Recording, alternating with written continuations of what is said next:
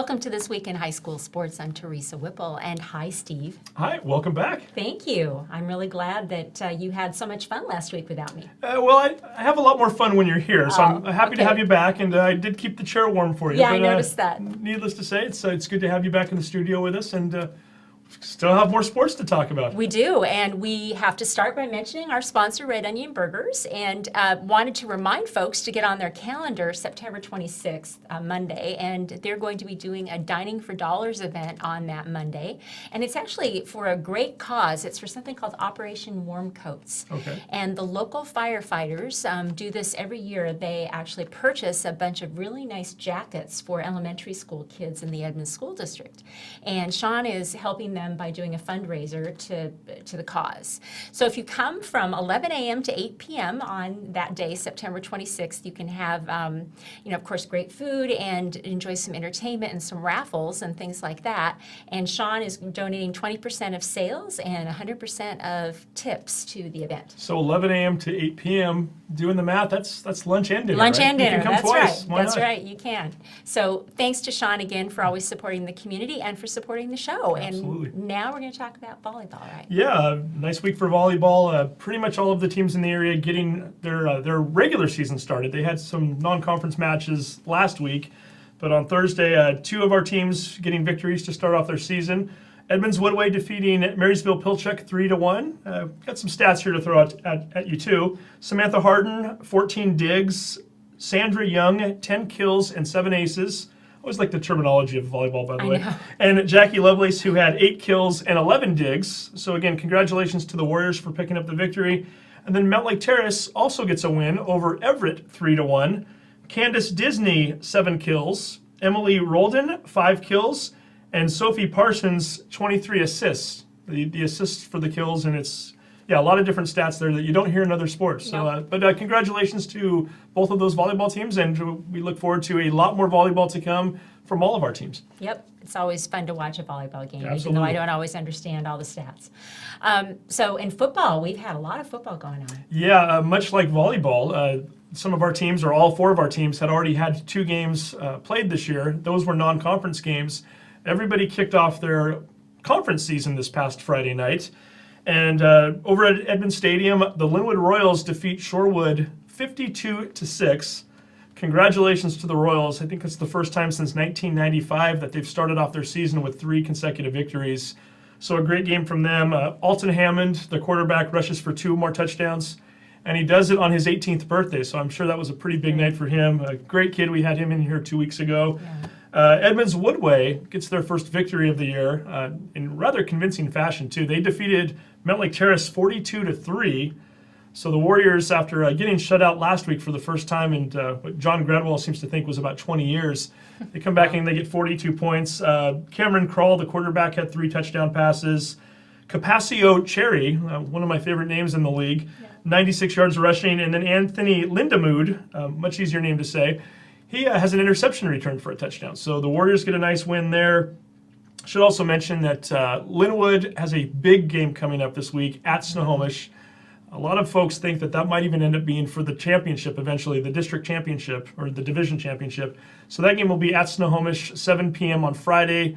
They can watch that game on stspn.com. Edmonds-Woodway, they will be returning to Edmonds Stadium 5 p.m. on Friday night. They're going to be playing Shorecrest. That game we will be broadcasting on the Sound Life Sports Network, on soundlifesportsnetwork.com. And then Mount Lake Terrace plays Meadowdale at 8 p.m. Meadowdale, we haven't talked about them yet this week. They had a huge night Friday night up in Everett. Meadowdale goes up by 16 in the first quarter. They fall behind by 17, so Everett scores 33 straight points. Meadowdale then comes back, kick a 44-yard field goal off the foot of Will Schaffer as time expires in regulation. That's a heck of a field goal. Ties the game up. Kela Marshall, the running back, scores his 4th touchdown in overtime to give them the lead. And then for high school football, both teams get a shot at scoring. They both get a possession. Everett then gets the ball. Will Schaffer, who we just mentioned, picks off a pass to end the game. So big night for Schaffer, big night for Marshall. Why not bring both of the 2 of them in here to talk about it? Here's the interview we had earlier tonight with both of the stars of the game. The Meadowdale Mavericks picking up one of the more impressive victories of the entire season on Friday night. defeating the Everett Seagulls 47-40 in overtime. Yes, overtime, and what a game it was. And two of the stars from that game joining us right now, Will Schaffer, Kela Marshall. Guys, thanks for coming in. And Thank you. boy, what a thriller. Let's just kind of break down the game a little bit. Before I go any further, Kela, I just learned something about you. What's your middle name? Well, it's Hawaiian, and it's Noi Noi Ka'ua Kea Ohana Marshall. So I broadcast a lot of the Meadowdale games, and I hope you don't mind. I'm going to stick with the first and last names if that's okay with That's you. perfect. And Will, what about you? Do you have a cool middle name? Oh, no, it's just James. James, okay. So there we go. So we got the pleasantries out of the way. Let's talk a little football right now. You guys play Everett, your first game of the season for league play. You'd already played 2 non-conference games. You go up to Everett Stadium. Early in the game, you jump out to a 16-0 lead. Kela, you score 2 touchdowns. Will, you kick a field goal. I should mention both of these guys start both ways on offense and defense, but you also do the kicking. 16-0 at that point, end of the first quarter. Will, are you kind of thinking at that point that, hey, maybe this is going to be an easy night for us? Oh, yeah, I was expecting another maybe shutout on the scoreboard for the defense, just like Redmond the previous week, and maybe a big night for the offense. So I was pretty confident at that point. Sure. Now, Kela, you have 2 touchdowns after the first quarter. Are you thinking Yeah. maybe I can get some sort of record tonight? What's going on here? I was just thinking because my other running backs, Jesus Fernandez and Brock Duncan, I was like, I'm gonna try to put up for the boys and try to get you guys out there as fast as possible. So they thought they were going to get out of there quickly and have a blowout that night. Everett had other plans. Everett all of a sudden comes back. They scored 26 points in the second quarter. They scored 7 in the third quarter. So you guys were down 33-16 going into the fourth quarter. So you had a 16-point lead, and now you're down by 17. What did Coach Leonard say at halftime to you? I can't imagine that was a very pleasant conversation, was it? No, it not wasn't. really. Nothing we can say on air, right? No. So you're down by 17 going into the fourth quarter. What's the team's mindset at that point? Were you guys having conversations on the field? Are you still feeling like you're in the game? Well, our coaches the whole time told us we can still win this game no matter what. We put up 16 in the first 7 minutes of the game or so. So we're like, oh, we can just do it again. So we still had the confidence that we can win the game. And Kela, were you feeling the same way? I was feeling the same way. I never gave up. I was always telling my boys, telling the O-line, telling Drew Tingstad, Halen Roberts, all them, we got this. We scored 16 points in 3 minutes. We got this. We got 10 minutes to go.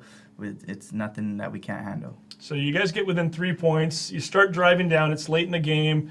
Little pressure at this point. You get down. I think it's within the 27-yard line. Only a few seconds left on the clock. You turn to your kicker, this guy right here, Will Schaffer, and you say, Will, we need a 44-yarder.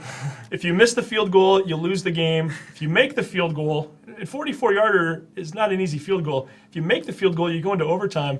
Were you feeling pressure at that point? Oh, I knew I had to make it, and I knew the whole team was riding on that, so I was like, all right, let's just do it. Now, as a kicker, what's your mentality? I mean, are you blocking things out? Is your mind racing? Is your heart pumping? Well, playing on offense too, I already had the adrenaline in me, so the whole drive was like, all right, if it comes down to a field goal, I'm just gonna put it in, and then it turned out 44-yarder. I'm like, oh, okay, well. And for those of us who didn't see the kick, did you make it easily? Was it close? Oh, it was probably. It's right down the middle. Yeah, Right one of my down the best middle. kicks probably. There you go. So we'll take that. And then you go into overtime, and we should explain to folks, in overtime for high school, it's much like college. Each team gets one possession to see who can score the most, and then you keep going back and forth if it's still tied after that. You had the ball first for the overtime, and Kela, I believe you scored an 11-yard touchdown to put the team ahead. Yes, It was a reception. You had 3 rushing touchdowns earlier in the night. This one was a receiving touchdown. Do you remember the play? What a silly question, right? And tell me a little bit about it. So we have this little trick play. It's like from the Bible, Moses when he splits the party in the Red Sea is what our coach calls it. And so basically, I act like I'm lost, and then I just sprint down the middle and touchdown basically every play. So the defense departed, if you will, and you had the opening and you scored the touchdown. So then your guys are back on defense at that point. You're both in there. You both play starters. Final play, Everett throws it into the end zone, and the Seagulls didn't catch the ball, right? One of you guys did. Right. Will, you get the interception there? Well, yeah. So the quarterback was rolling out, and I saw this guy running down the middle of the field. He throws it to him, and then it goes right through his hands, right into mine. I'm like, wow, that just happened. The game was over. Did you drop to a knee right away? No, you didn't want to fumble that ball. Yeah. And at that point, the game was over, like you said. So a 47-40 victory, a very impressive victory at that. Just overall in the season now, you lost your first game to Monroe. You win these 2 games. How's the team feeling right now, morale-wise? Are you feeling like Wesco 3A South? It's coming up. You guys can compete with just about anybody right now. Oh yeah, definitely. We're as confident as anybody in the league. We don't settle for anything less than a district title. And now, Will, I should ask you. Last week you mentioned already you'd shut out Redmond. Everett coming into this game also had shut out their last opponent, which was Cascade. Right. A lot of us thought you guys were going to play a big defensive battle. So to put up 87 points between the 2 teams, were you a little surprised at what that score was? Oh, definitely. I was surprised. It was pretty impressive, honestly. But the whole time, I mean, I always know our offense can put up points. I was just surprised that they did the same. I should mention, we've broadcasted a few games on the Sound Life Sports Network over the last few years in which a Meadowdale kicker has either kicked a game-winning field goal or has kicked a long field goal to tie a game to send it into overtime.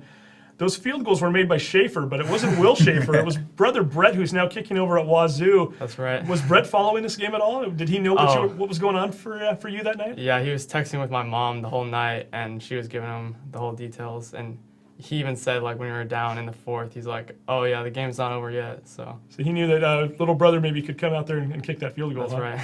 Now, Kela, unlike Will, I should say, who has family that's gone to Meadowdale and he's been watching Maverick football for a while, you transferred from Hawaii last year. So this is your second year in the Maverick program. You played football over in Hawaii as well.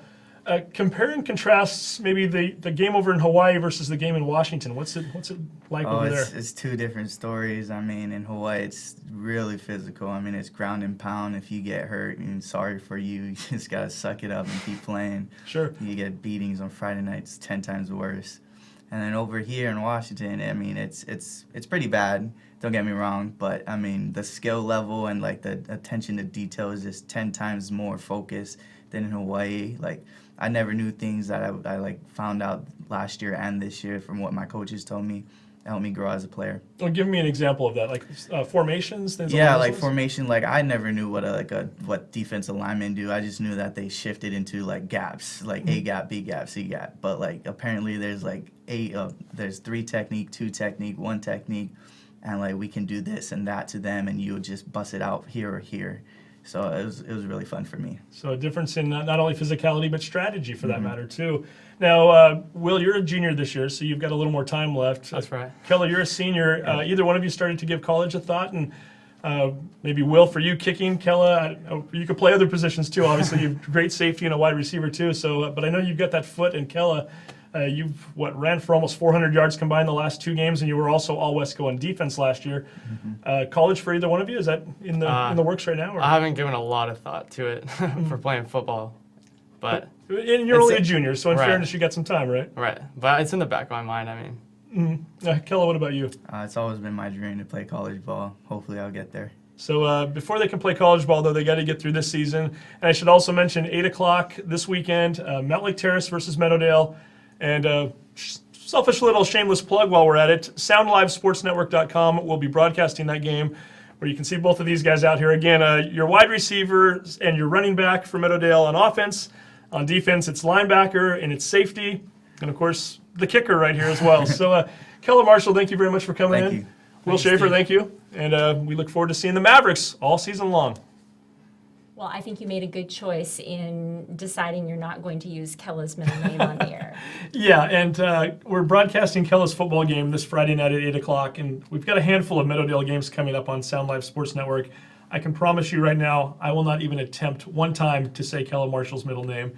The other 2 names are a lot easier to say. We'll keep rolling with that. Yeah, good choice. So what else is coming up? Well, I should probably talk about the boys' tennis season a little bit. 2 teams in particular that had nice weeks. Edmonds-Woodway defeats Linwood 7-0. Wrote down the 4 names of the young men who got singles victories in that match. Nick Burney, Aaron Koloki. We might have messed up his name. We did that, I think, during the spring as well. But we're making our making progress anyway. We'll get closer. Jordan McGivern and then Joe Flynn, name that I have a lot easier time saying. All 4 of those young men winning their matches. Mount Lake Terrace also defeating Linwood 7-0 this week. Jeremy Ansdell, Adam Lorraine, Jake Peters, and Max Ledick. They all 4 get victories as well. So nice job for all of the tennis players out there. and we're looking forward to following them all year long. That's right. And we've got some cross country coming up too. We do. One team in particular that is already kind of making their name known for the fall this year. They did it last year too. It's Edmonds-Woodway. Last year, the girls finishing in second place at state, and by the slimmest of margins, they missed out on the state championship. They lost to Glacier Peak, 112 to 113. Low score wins. So almost had it last year, but a lot of the girls returning this year, and they're already off to a nice running start. They were down at Ash Creek Invitational last week in Oregon. They were over on South Whidbey for an invite over this past weekend, and they're having a lot of success already. Yukino Parle, who we've talked about a lot during the spring, she won the 3200 state championship. She was second in the cross country state championship last year. She's already off to a great start. She finished third at that invite down in Oregon, and she's somebody we definitely want to keep an eye on. On the boys' side of things for the Oregon invite, Matt Park finished second overall, also from Edmonds-Woodway, and then Sam McLuhan finished seventh place, and the boys took second overall. So really, the boys and the girls teams in for a big year this year. Talk about the girls first, though. We brought two of those young ladies into the studio tonight. Again, we've already mentioned Yukino Parle. She finished second last year at the cross-country state tournament. And then Olivia Meader-Yetter, who was only a freshman last year, she finished in fourth. Both of those two are going to be very vital in any success that the Warriors will have this year. And here's the interview we had with them earlier tonight. The Edmonds-Woodway girls cross-country team missed winning the state championship last year by one measly point. They finished second place at state to Glacier Peak. And with me right now, the two top runners from that team last year, Yukino Parle, you finished second at state last year. Yep. And Olivia Meader-Yetter, who finished fourth at state. And by the way, you were only a sophomore and you were a freshman during that time. Yeah. Congratulations on a nice year. Before we talk about 2016 and what's to come, I want to take you back to 2015. Running at the state championships in Pasco. And Yukino, you told me something interesting a few moments ago. You didn't even know where you were going to place. You were just hoping to be in the top 15? Yeah, I wasn't expecting much. I didn't really know like where I was in terms of like my physical ability, so yeah. And we were talking a little bit too. You mentioned that it's not necessarily an easy thing to gauge when you look at other times throughout the state because, quite frankly, you're not all running on the same courses. Olivia, was that true for you too? For sure. Yeah, I was not expecting to even place in the top 15 at all just because I'd been injured for the first month or so. She was running really well. She was improving a lot from her freshman year, but I was not expecting anything like that at all. So you weren't expecting second place and fourth places. Were you expecting the team to finish that high? I mean, I knew, well, at the beginning of the season we won South Whidbey invite, and so I knew that we had a pretty strong team that year, but I don't think we expected to place that high. No, not at all. And how bittersweet was it for you to come within 1 point? I mean, is it something that you think about a lot now? I mean, is it not much you can do about it? Yeah, I mean, anything could have changed that, so, so, I mean, it happened. Yeah, if it ever comes up, we're just kind of, we don't really think about it. It's kind of one of those things where you just say, it happened, but we can improve on it. Yeah. So. Sure. Now, you're off to a nice start already this year. I understand you were down in Oregon last week. You were running at the Ash Creek Invitational. Yukino, why don't you tell me a little bit about that? I know you finished third overall, and the team finished first. Is that right?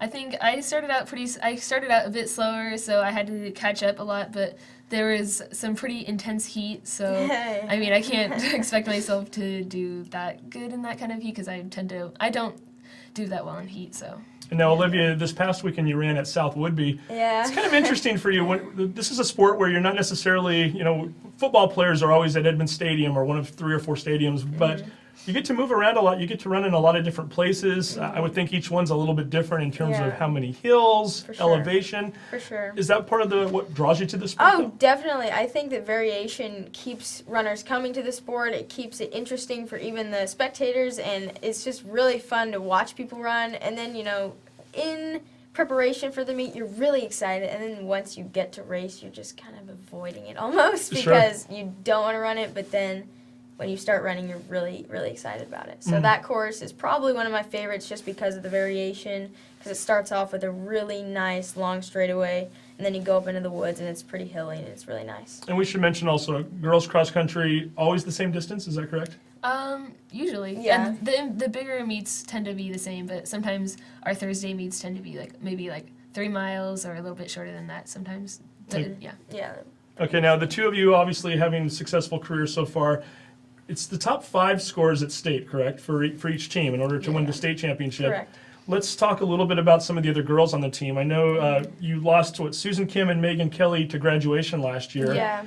Stephanie Rolewski, Robleski, there you go, Stephanie. Sorry about that. She had a nice season last year, and she's back. Yeah. Who else is on the team this year that we should be watching? Sydney Boland and Caitlin Rust. For sure. Yeah.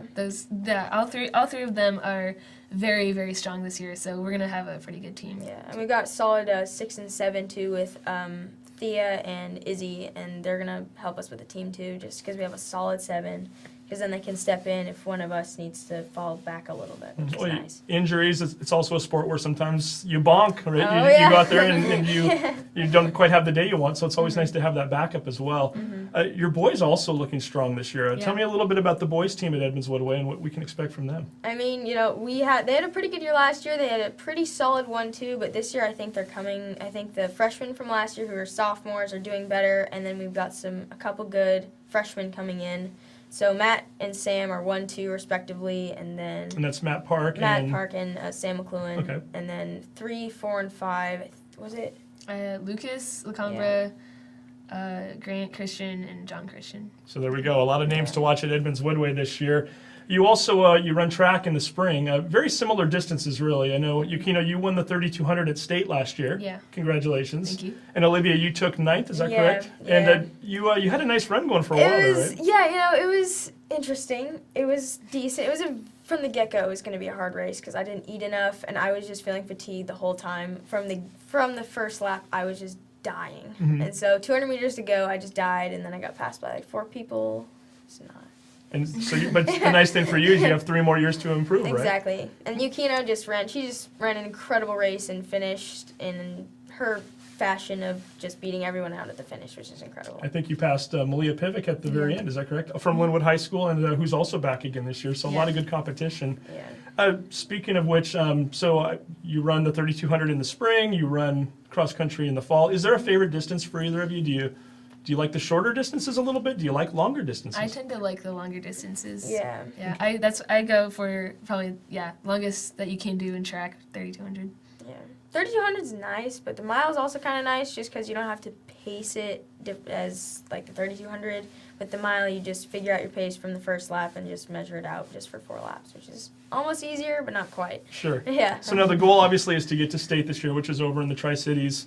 Plenty of invites and other meets coming up beforehand, though, one of which is on Thursday of this week. You're going to be over at Ballinger Park in Mount Lake Terrace. It looks like you're going against Mount Lake Terrace, Arlington, and the aforementioned Glacier Peak Grizzlies, who won the state championship last year. Yeah. How much fun do you have just running around in the area, too? I've got to think that gives your family and some friends an opportunity to come out and watch. Is it nice to have crowds? Yeah, I like I like having like my friends and stuff come, but I also really don't like that course because it's just loops on like it's just same like grassy terrain. It's not fun. Are you kind of the same way, Olivia? I mean, yeah, it's just tough mentally because it's loops and loops and loops, and it's just kind of annoying sometimes. But it's a good course just to have locally for a good, solid cross-country course. And again, that's 3:45 Thursday afternoon over at Ballinger Park in Mount Lake Terrace. I know it's early. Yukino, you're a junior. Olivia, you're a sophomore. I would assume that maybe running in college potentially is in the future for you, and if so, where would you like to go? Have you even started thinking about that yet? I have a general list of about 25 schools, but I have not looked into them yet, so yeah, it's something I have to do. Yeah. Get some time. How about you, Olivia? Yeah, and our coach asked us to do it last year. I haven't really gotten anywhere on my list, so Yuki is definitely further ahead in that aspect. We will see, but again, they've got a couple more years before they even have to worry about that. Right now, they just have to worry about this season and hopefully getting over to the Tri-Cities and maybe winning a state championship. Yeah, hopefully. That would be great. We will see. So, Yukino, thank you very much. Thank you. Olivia, thank you. Thank you. Stay tuned for more information on the Edmonds-Woodway track or cross-country team all season long, and we'll keep letting you know how these ladies are doing. What mature and poised young ladies those cross-country runners are. It was fun to watch that interview. It was indeed, yeah. We had a chance to meet both of them during a track meet last year and brought them up to the studio, or the booth, rather, right after they were done running. So to get a chance to talk to them in this environment, 2 very impressive young ladies, both when they're running cross-country events and when they're in here in the studio. Yeah, I think that we're going to be seeing a lot out of them in the next couple of years. Yeah, again, Olivia, only a sophomore. Yeah. Yukino's a junior, so I think we'll be hearing their names quite a bit, and hopefully that won't be the last time we talk to either one of them. Right. Okay. We have a few other sports to catch up on. Yeah, swimming is up and running right now. Edmonds-Woodway has a very nice team this year. I know all 4 of the teams getting together earlier this week at various times to swim off against each other. And some of the Edmonds-Woodway swimmers that had impressive weeks, and we won't try to mention all the events and times and whatnot. There's so many of them, but Angela Kim, Morgan Broadhead, Shaylin Grant, Josie McLuhan, and Ilaria Simon, all winning multiple events, I should say, too. And so a nice job by the Warrior swimmers there to get off to a nice start this year, and we'll continue to follow them all year long. And also, Mount Lake Terrace defeated Linwood, and Meadowdale defeated Mount Lake Terrace. So a few other teams also getting in the win column this week. Okay. What else? Soccer, Mount Lake Terrace soccer in particular. We'll start off with them. Mount Lake Terrace team that only won 6 games all of last year win their first 5 games this year. So it's a huge improvement for them. They're 5-1 on the season right now. So the Hawks are looking good going into league play. Should also mention Edmonds-Woodway, as we had a couple of their players in here last weekend. We were talking to Kia and Ellie. At the time, they had 3 big matches coming up that week, and we briefly talked about all 3 of them. They did okay. They outscored their opponents in those 3 matches 10-0, 10-0. One of which was a 5-0 win over Oak Harbor. And Ellie Scholl, who was sitting in this very chair here, she had a hat trick that night. So Edmonds-Woodway, who, as we mentioned last week, state champions 2 years ago, finished 3rd in the state last year. Warriors are looking pretty good again this year. So we're not sure we're going to guarantee anything too long-term yet. A young team this year, so quite a few new players, but certainly the seniors and the young ladies that are playing around them looking good so far. Great. Okay. And so we've got some Sound Live Sports Network. Actually, our sister station, stspn.com, is going to be live streaming a volleyball match on Tuesday, right? They do. We'll mention 2 events for them. So stspn.com will be live streaming on Tuesday night, Mount Lake Terrace at Snohomish. That's volleyball. Right. And then on Friday night, as we mentioned, I think in an earlier segment, Linwood at Snohomish football. That's at 7 p.m. And then we'll mention our own broadcast again. So we do have another doubleheader coming up from Edmonds Stadium. Friday Night Lights football, 5 p.m. It's Edmonds-Woodway versus Shorecrest. And then followed that by 8 p.m. Mount Lake Terrace versus Meadowdale. SoundLiveSportsNetwork.com. Good. Join us on Friday night. Shameless plug. Absolutely. Okay. Well, it sounds like we have a great week of sports coming up, and we'll see you again next week. Thanks for joining us.